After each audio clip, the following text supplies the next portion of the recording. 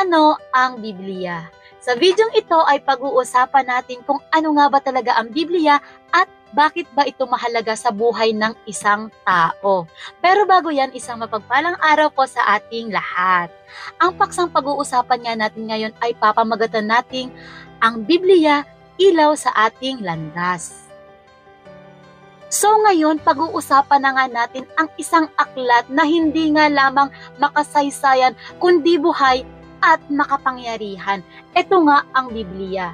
Meron nga tayong 5 topic na inihanda nga dito para mapag-usapan natin at lubos nating maunawaan kung ano nga ba ang kahalagahan ng Bibliang ito sa buhay natin. At ang una na nga dyan ay ano ang Biblia? Ang Biblia ay isang koleksyon ng 66 na aklat, 39 sa Lumang Tipan at 27 naman sa Bagong Tipan. At ito ay isinulat sa loob ng halos 1,500 na taon ng iba't ibang manunulat na ginabayan ng Diyos.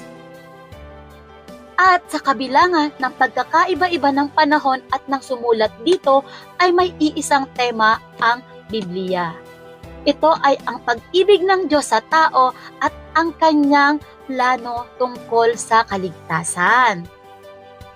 At ang pangalawa ay ang inspirasyon at ang kapangyarihan ng Biblia. At sinasabi nga sa 2 Timothy chapter 3 verse 16 to 17, ang lahat ng kasulatan ay kinasehan ng Diyos at mapapakinabangan sa pagtuturo, pagsaway, pagtutuwid at pagsasanay sa katuwiran, upang ang lingkod ng Diyos ay maging ganap at handa sa bawat mabuting gawa. Ibig sabihin, ang Biblia ay hindi lamang aklat ng kasaysayan o moralidad. Ito ang salita ng Diyos na nagbibigay ng gabay, kaalaman at inspirasyon sa atin.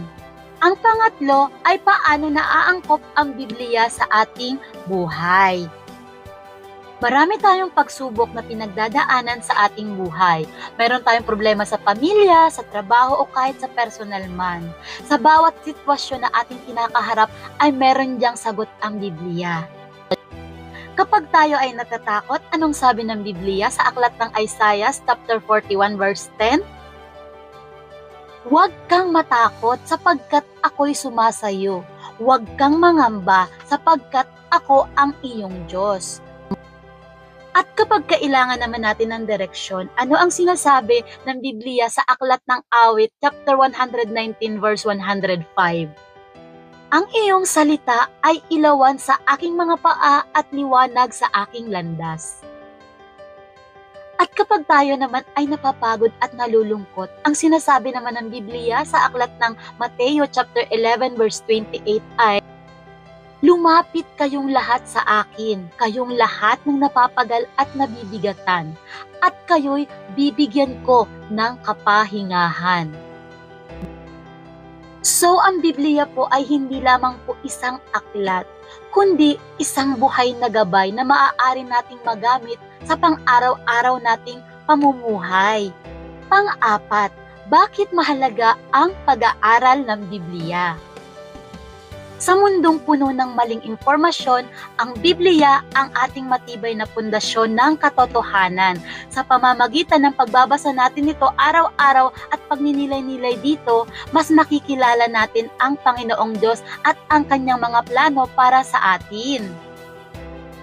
At sabi nga sa aklat ng Hebreo chapter 4 verse 12, sapagkat ang salita ng Diyos ay buhay at mabisa, at higit na matalas ito kaysa alinmang tabak na may 2 talim.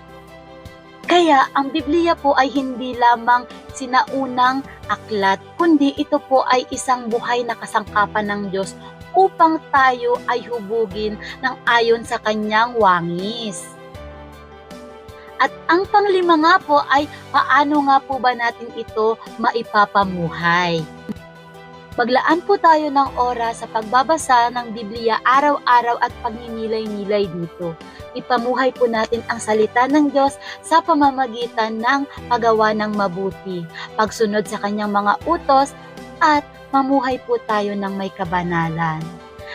Ipamahagi rin po natin ang magandang balita ng Diyos sa iba na nangangailangan po ng kaliwanagan na nanggagaling mula sa Diyos.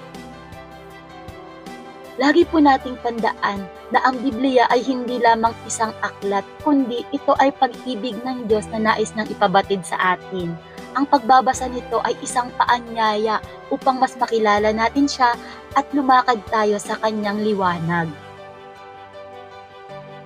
Ngayong alam na po natin ang kahalagahan ng Biblia sa buhay natin, handa po ba tayong isabuhay ang salita ng Diyos?